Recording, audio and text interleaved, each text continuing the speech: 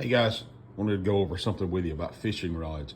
Now, the purpose of this channel, the reason I started posting videos was because I have fished for competitively in club tournaments, regional tournaments for well over 30 years. I eat, sleep, and breathe it like many of you probably watching this video, but fishing is expensive.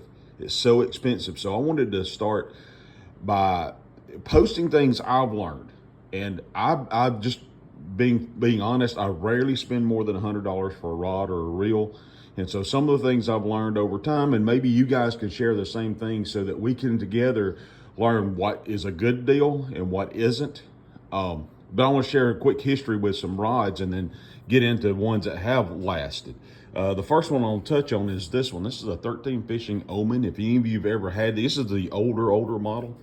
These things are very light, very sensitive. I like this rod, but I had this happen over and over and over, and you can see the end guide, it broke about a few inches down. Just the history of this one. I bought 4 of these from a tackle store that's going out of business. I think I paid $125 for 4 of them. So I didn't pay a fortune. In fact, they were dang cheap. Broke every one of them. This is the longest one of them left. But one of these broke, so ran down to, I was getting ready for a tournament, broke one of my rods on the hook set or on the, something, not from abuse. So I'll go down, I'll buy a Fate. You can see what happened to that one. It didn't last very long at all. Along those same lines, broke a rod out for a tournament one time, ran to Walmart. And this is David Dudley, the Proficiency. I think I went through 7 of these before I just give up. But I kept going back. This is I think the 7.2 medium heavy. Just a utility rod. I was using it for, I think, Carolina rig or worm or something. But again, not stressing it out or anything. If you look, that's not the original guide that was on it. I had to replace that. But I think some of the problems with these is they're hanging up at Walmart. People come in and break them and everything else. Now, along those same lines, I'm going to show you 3 rods that when we talk about getting what you pay for. I will say this is a G Loomis spinnerbait rod.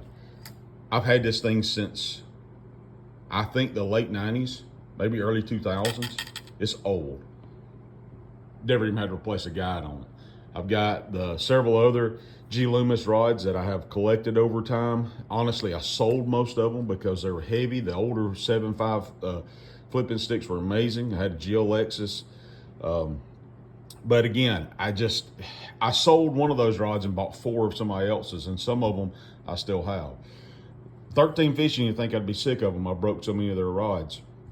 But I found, many of you may have seen this Blackout. It was a deal on Tackle Warehouse, and they were cheap.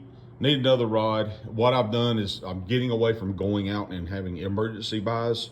So I'm trying to get where I have things stored up. So I'll see a good deal, I'll buy some of them.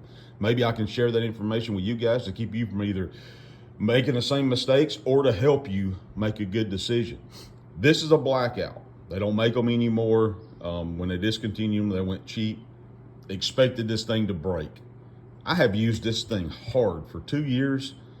And I think I throw a chatterbait on it. But I pitch and flip with some of them. I have put them through their paces. Just trust me, I fish a lot. Been a great rod. Another good rod that I've had lately, and as I was putting line on some of these reels, I just laid them out here, rod and reels. But this is a Halo XD3 Pro, and Bass Pro Shop's $99, something like that. Unbelievably light. I've had it for 6 months. Again, this has become my primary pitch and flip. 7.3 heavy. It's my primary pitch and flipping rod. 20-pound line on it, and it has been great. So they're just going to give you a summary of some of these rods. I will share some more as I come across them or anything, but I was just cleaning out the garage and going over some rods and reels and thought, you know what, I'm going to share this because some of the things I've learned. G Loomis obviously is great rods and I stand behind them, but for less than $100, there's a lot of other good options out there. Stay away. There's a reason I'm starting to think that 13 Fishing has discontinued some of these rods and reels, or these rods, is because of this. I will say this, I've gotten, again, I end up with, I think I've got 4 or 5 still 13 fishing rods. I sort of went crazy with them. I loved them so much. I've got a bunch of them that's as old as these that's never given me any problems. So bad batch, maybe they're broke at the store or whatever else. But anyway, just sharing that, and let me know what you think. Let me know if you have any good rods and deals out there that other people you think need to know about. Thank you.